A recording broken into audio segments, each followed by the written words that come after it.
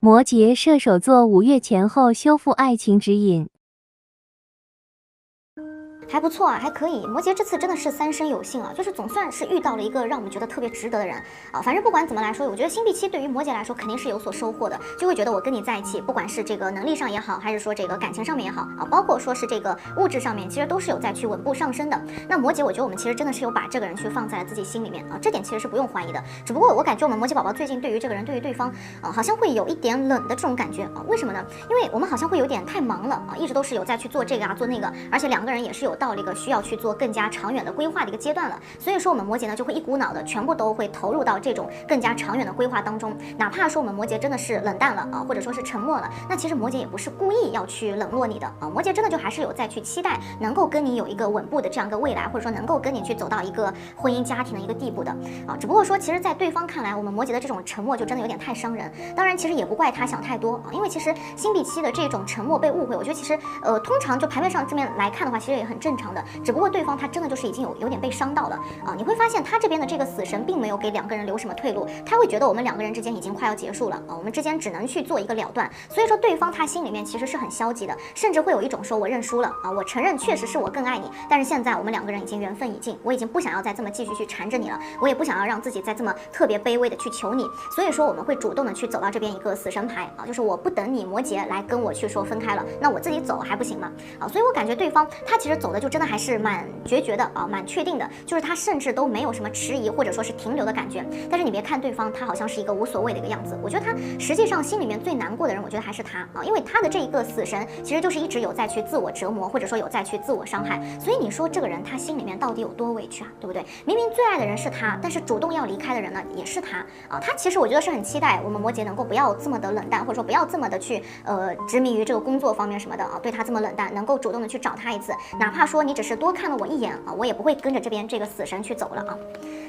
但是这边不管怎么说，我觉得我们摩羯真的不太能够看得出来啊，因为对方他其实真的不怪我们摩羯，对方他藏得很深，所以当我们摩羯看不到你的真心的时候，摩羯也会去怀疑很多，这很正常。因为这边这样一个圣杯侍从的一个水元素，摩羯也是会去想很多，想的非常多，就会觉得你是不是已经是跟别人在一起了啊，或者说你是不是已经有这个无缝衔接了啊，你是不是觉得我不够好，所以说你要去找一个更加适合你的人。所以你其实会发现，我们摩羯的这个心里面真的是很没有安全感，很没有安全感的。不管我们啊有没有直接的证据，那当我们看不到对方的时候，我们就会这样子的去不由自主会这么去想对方啊，就会把他去想的特别的这个极端，甚至说好像就有点像是在惩罚自己一样啊，就想的是非常的消极的，让自己变得更加的难过。其实我们摩羯宝宝啊，真的不用这么的让自己难受，好不好？我们摩羯宝宝，因为对方他爱不爱我们，难道我们自己还不了解吗？对不对？扪心自问，难道我们还不了解吗？我觉得圣杯侍从啊，不管再怎么稚嫩，我们摩羯应该也是能够感觉到对方他对我们的这个喜欢的，只不过现在呢，两个人之间的一个距离是有变远了啊，所以说我们摩羯才会产生这么多的一个焦虑啊，或者说这么多的一个怀疑。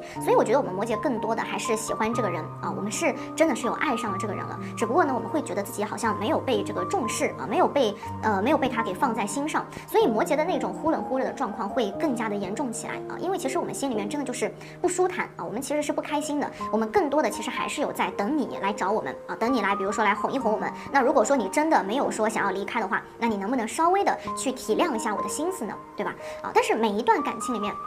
就是说，如果一段感情里面两个人都想要去当这个漂泊的这个船的话，那就没有一个港湾了。这个船到底要停向哪里，对不对？永远都在漂泊。所以这个我觉得其实对于我们摩羯也好，或者说对于对方来说，真的是一个急需解决的问题。因为你会发现对方他其实很想要来依赖我们摩羯的，他也是在等待我们摩羯来主动找他啊。因为这边这个时候命运之轮的一个出现，他也不是说真的要走了。前面这边他说跟着死神要走了，其实也不是真的要走，因为在他心里面能够感受到摩羯是一个非常踏实可靠啊，非常值得信任的一个人。他已经是把摩羯当成了自己的另一半来看了啊。但是因为前面这边死神的一个影响，那对方他已经是没有办法再对我们摩羯主动了，所以说他其实现在就是在等啊，等着我们摩羯呢什么时候来找他。因为其实命运之轮更多的就是代表一个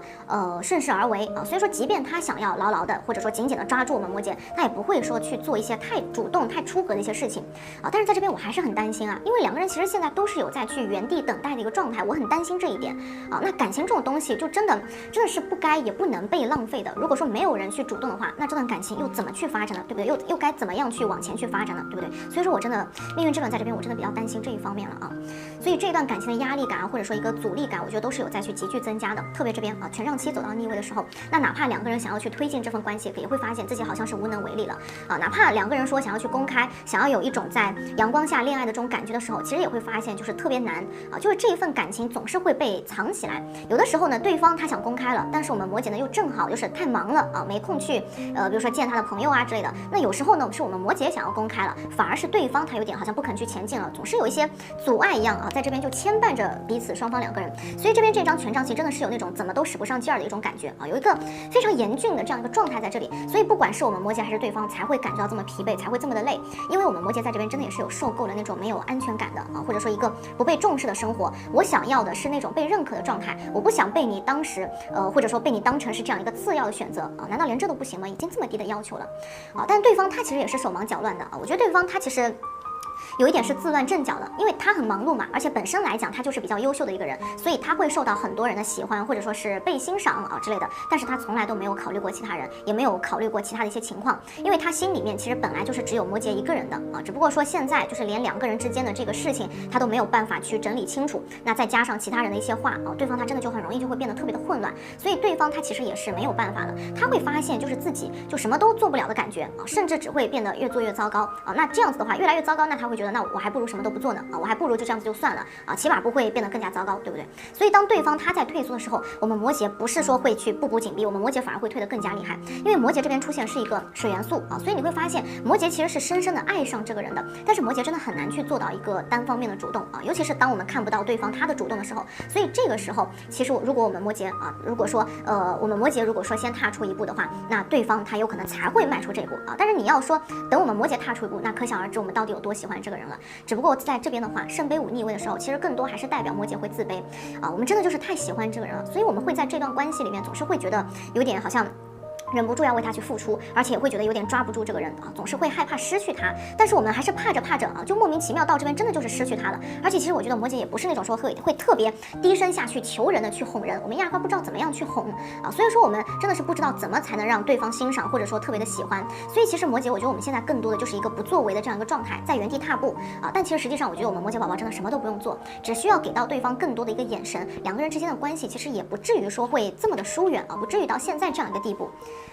所以其实整体来看，我觉得两个人之间真的就是那种傲娇一点啊，就不愿意先去低头。但其实实际上呢，双方之间真正严重的，我觉得还是现实问题。因为这边一个星币五在这里，两个人之间一个现实方面其实并不是很顺利啊。那拖延到后面，对方他很有可能就是会越来越逃避啊。那我们摩羯的话，其实也没有办法真正的说去面对对方，双方都是给不了彼此目前想要的那样一个答案。所以虽然说我们摩羯看起来是一个背对着他的啊，那只是因为我们摩羯呢就不敢把自己所有的这种情绪去表现给他看，就开心也好，或者说不开心也好，其实我们都是不敢去流露出来的啊。但是我们摩羯就仍然还是在爱他的，只不过说这个时候其实背对的这个姿态更像是一种，我觉得更像是一种预警、一种警告一样，就是给这个人释放出一种信号啊，就是说我已经在给你机会了，我其实也是在给我自己机会。如果说两个人这样子都不行的话，那我可能随时都会走的啊。所以这样子其实就可能会给这个人给对方造成一种危机感啊。但是我感觉对方他即便说是感受到了这种危机感，但是他有可能在这边还是无能为力的，因为他真的。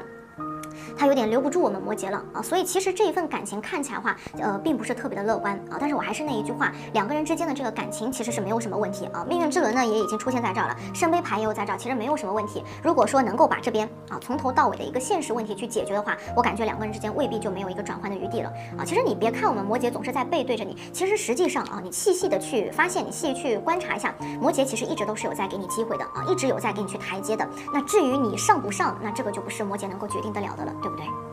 怎么会这样呢？啊，我们射手不应该呀！射手这段感情看起来是有点高开低走的感觉，就是刚开始有多轰轰烈烈，那到后面就有多撕心裂肺。因为其实这边啊，宝剑骑士逆位就已经是把两个人的这种热情感啊、分享欲真的是已经全部都消耗掉了。所以我觉得，其实我觉得射手挑人的毛病啊，真的是没有什么问题。因为一般像我们射手喜欢的人，总是那种身上有亮点的。只不过说射手呢，我们有的时候就一旦陷入爱情里面，真的就是没有底线了，就是很容易会让自己也陷进去，完全的就是跳进去一样，就会让自己变得伤痕累累。所以射手座真的什么都好啊，就是恋爱的时候太不会保护自己了，我们射手宝宝。所以这边这样一个风元素的逆位，也是在说射手已经就是难过的有点说不出来话了，就是我已经不知道到底我要跟你再去说什么啊。这段感情走到现在，就好像我再去说什么都已经没有意义了。因为骑士牌射手肯定是希望能够跟这个人，能够跟对方去好好的去在一起的啊，但是没有办法，射手在这段感情里面真的是没有什么话语权的一个样子。我们就是一直都是有在听你的话啊，在听对方的话，一直都是有只能是听你的一个支配，所以反而会让自己呢特别的被动，所以走到现在其实也是非常的累了啊。所以你说射手现在还能够怎么办呀？对不对？我们真的到这边已经是无能为力了，这段感情已经是不是我们能够去掌控得住了？那在这段感情里面就只能选择去听对方的话啊。但是你说对方，我觉得他好像也是非常忙，因为他这边星币8张牌，说明他没有时间理我们射手了啊。为什么呢？因为8号数字他其实是一个比较现实的一个人啊，就说明对方他有可能最近一直都是有在忙工作、忙事业，或者说一直有在为两个人的这个物质条件有在去努力，所以他有时候不理射手，并不是说不喜欢我们了，就不在意我们了，而是他一心就是想要为我们创造更有利的一个物质环境，所以反而会有点无暇顾及射手的那些分享欲了。但是我们射手想要的是什么？我们射手想要的就是那种偏爱啊，不是你那种克己复礼的那种习惯了。就相敬如宾，对我们射手来说有什么意思呢？啊，我们射手的观点就是两个人在一起，肯定还是要热热闹闹去分享彼此啊，就是彼此在意的那种生活啊，那些什么东西一起去分享。所以这个时候射手可能会去试探对方，我们射手会有点好像就是在故意找茬一样啊。但你说真的是这样子吗？其实我们就只是本意，只是想在你身上去感受到那种唯一的一个荣耀感。我们真的是没辙了啊，才出此下策。但是星币8在这里，其实我感觉对方他并没有给我们太多的回应，或者说他根本就没有意识到射手已经是现在很受伤了，因为对方的这个目光一直都是有在去看未来嘛，那这个时候他就很容易会错过眼前的一些事情，所以我们射手已经是有在尽可能的去相信他是真的很忙了啊。我们这边这个宝剑骑士就是那种典型的受了伤也不会去说出来，就只会自己偷偷的去疗伤，就是我不想让你知道我到底有多难过，我怕你会觉得这个是我矫情啊，也怕你对我会厌烦，所以这个还不明显吗？射手真的就是爱惨了这个人啊。但是我们射手，我觉得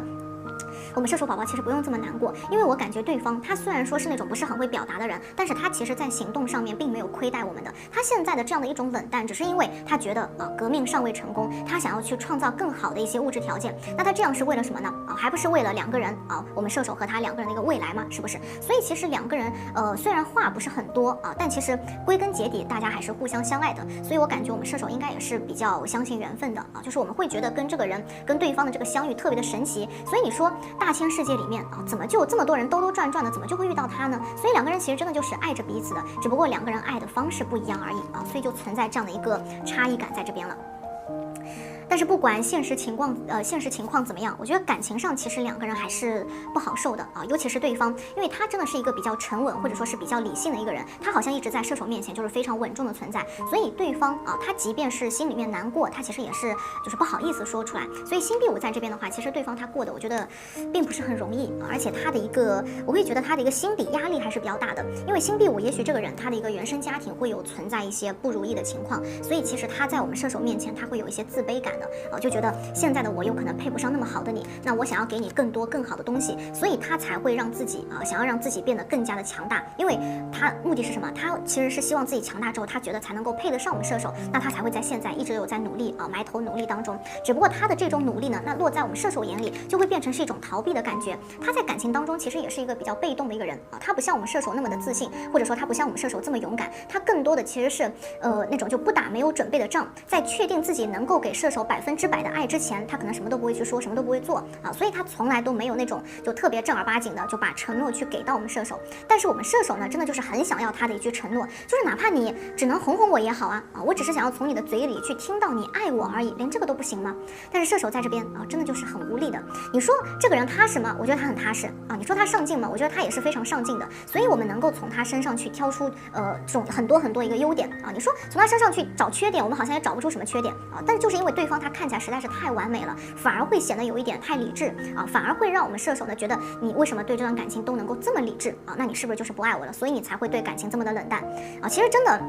我觉得真的不是我们射手作，而是我们在这段感情发展的这个过程当中，已经是被打击的有一点不敢再期待了。我们真的也是很想要去看看对方他的心里面到底是怎么想的，但是好像每一次都会被他这种冷冰冰的这样一个态度、这样一个外表去给打击回来了但是我们射手其实真的，我觉得我们射手宝宝真的不用去多想，不用想太多，因为对方他这边这个星币5，他其实是没有那种，或者他不敢，他没有办法有那种乱七八糟的想法的，他心里面对我们还是非常专一，只不过他真的是一个就是比较传统的一个人他也不怎么会去表达，所以他其实一直都是做的比说的要来得多。实际上他早就已经是臣服于我们射手了啊，就像后面这边出现这张力量一样，他真的就是属于那种心甘情愿的是被我们射手给抓住啊，被我们射手给牢牢的套住。所以其实，在前面星币5的时候，我们才说对方他一直有在去想方设法去尽自己最大的努力去给到射手最好的一切啊。其实这个人真的比我们想的还要深爱，只不过呢没有说出口的爱，真的会让我们射手会去怀疑这段感情的。所以射手现在就是在用尽所有的办法啊，去找一些就是两个人相爱的一些证据，但是我们找来找去，有可能都是找不到一丁点爱的痕迹。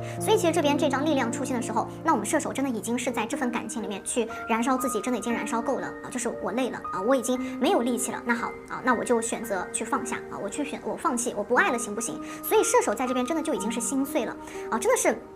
给的时候啊，我敢给，我敢付出，那我也敢心碎。所以射手在这边这段感情当中，真的就是爱得轰轰烈烈的，但就是因为太热烈了啊，受的这个伤才是最重的啊，才是最难以去治愈的。所以其实，在这样一种双方都无法去理解彼此的一个情况下，这段感情如果真的想要走下去，就真的比较艰难，因为两个人的这样一种冷漠，其实会延伸出很多的一个问题的啊。你看这边高塔在这里，射手真的已经对这段感情就已经快要绝望了，就会觉得你可能随时啊都有可能会要离开我了，就是你已经不想跟我再这么继续下去。当然，并不是说我们射手宝宝要这么去想，而是两个人之间真的好像已经开始去断联了，对方他好像突然就是消失在了我们的生活当中了，所以才会让我们射手这么的抓狂，就是你什么都不跟我说啊，我都不知道到底发生了一个什么样的一个事情，就是这样的一个感情，其实真的还有意义吗？啊，所以射手到这边啊，真的就已经有点无奈，又特别难过，但是又拿他没办法呀，对不对？能有什么办法？没辙了。但其实实际上啊，射手的这种失落，我觉得对方他其实也是有看在眼里的，他其实非常的心疼啊，看在眼里，疼在心里，但是呢，他不敢靠近，因为他会觉得自己好像并没有做错什么啊，他很想要被射手去理解，但是呢，他确实就做到现在，是因为射手他才能够坚持下来。那如果你都不能够来理解我的话，我坚持下去到底还有什么意义呢？所以对方他在这边他也感觉到很委屈啊，他自己也是完全就是有封闭起来了。你会发现对方这个人他其实一直有在去积压自己的一个负面情绪啊，他有什么其实都不敢去跟射手去说的啊，不敢来跟我们去说。所以到这边高塔牌他真的已经忍不下去了，他心里面的那种动摇感其实已经是真的是已经到极致了啊，就是我已经彻底的看不到希望，看不到意义了。因为冰冻3尺非一日之寒啊，这么长时间的这样一种努力被全盘否定，然后他的心里面这个委屈呢也找不到一个发泄口去说出来，所以他现在其实真的就只是想要一个人去躲起来了。他的这样一种冷战，这样的一种锻炼，其实我觉得更像是一种。就怎么说呢？更像是一种创伤应激反应，就是我不是不想去面对你，我只是不知道该怎么样去面对你。如果面对你只会让我更加难过，或者说面对你会让你变得更加的伤心的话，那我不如就是先躲起来啊，等我做好了准备我再去找你。所以你说对方他在这边他到底憋不憋屈啊？其实我觉得对方他真的很难过，他也会觉得说我们到底是不是真的不合适啊？我不想拖着你，我也不想再这么拖着我自己，而且他很害怕的一点就是他害怕继续让我们射手受伤，他会害怕我们射手情绪失控，会变得歇斯底里啊，所以他是非常害怕吵架的，他宁可就选择冷战，因为他内心已经消极到觉得两个人可能已经是时日不多了。那这样的话，我们在最后就不要再互相伤害了吧，就不要给彼此到最后的时间还要留下一个不好的印象，我们就各自去静一静。所以其实这个女祭司在这边真的就是一个非常理智啊、非常冷静的这样一个形象，因为破釜沉舟嘛，心沉到底的时候，其实反而会想清楚很多东西。那不管是对方还是说射手，都会觉得分开有可能对于彼此来说就是最好的选择啊。但是我觉得我们射手宝宝对这个人其实是有执念的，就是我们还是想要去继续这段关系，因为女祭司就是典型那种嘴上虽然说着不满意也有抱怨也有委屈，但是射手很心软的，就只要能够看到这个人不开心，或者说看到他流露出那么一丝丝消极悲伤的情绪，那这个时候哪怕射手心里面也很委屈本来就很想要去发火，但是我们有可能突然就是不气了，不生气了，甚至还是会想要去保护他去安慰他，去给他最好的一些东西，因为射手就是这样一个就是嘴硬心软的星座，射手真的是太嘴硬心软了，就非常的善良。如果不是万不得已，我们真的不愿意去伤害自己最爱的人的尤其是对方不到万不得已，我们真的不愿意去伤害他的。所以最后这边的话，我其实也是建议两个人就还是这个顺势而为吧，就没有必要生气，也没有必要呢刻意去冷战，因为命运之轮在这边，双方真的是有那种宿命般的纠缠感的。哪怕说这段感情已经是到了最低谷快要分开了，其实也还是有触底反弹的一个机会的。因为说到底，我觉得两个人其实都是没有真的去放下过这段感情，所以两个人我觉得真的没有必要去追着这么一个问题去纠缠不清了。有的时候其实就像这边这个命运之轮一样，就随遇而安才是最好的一个选择。时间其实是会给很多问题一个答案的只不过我感觉两个人我们射手宝宝和对方之间的这个问题，其实也还是大问题、小问题的还是非常多啊。不管是这个冷战问题也好，还是说性格上面一个矛盾，其实双方可能从一开始啊就没有特别很认真的去正视过。当然，并不是说每一个问题都要去解决，但是两个人一定要明白啊，现在感情丰富，那消耗一点确实是没有什么的。但是如果说每次出现矛盾都要用冷战的这样一种方式去解决的话，那这个感情总有一天都是会被消耗没的啊。我们收收宝宝。